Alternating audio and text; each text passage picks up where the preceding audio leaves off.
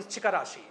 వృశ్చిక రాశి వారికి అనురాధ నక్షత్రం 4 పాదాలు జ్యేష్ఠ. అలాగే ఈ సంవత్సరము వీరికి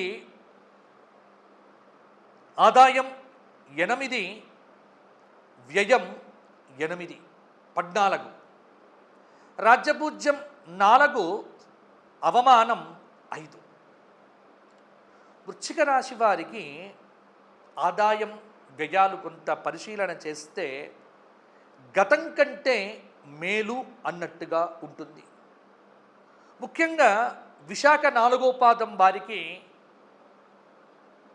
విశేషంగా విదేశ యోగం కలుగుతుంది. గత సంవత్సరం కంటే మేలైన ఫలితాలు పొందుతారు.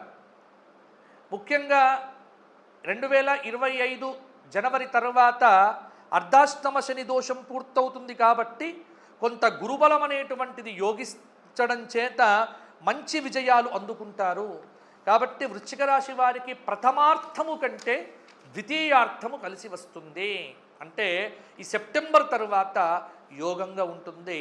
కష్టపడితే మంచి ఫలితాలు సాధిస్తారు.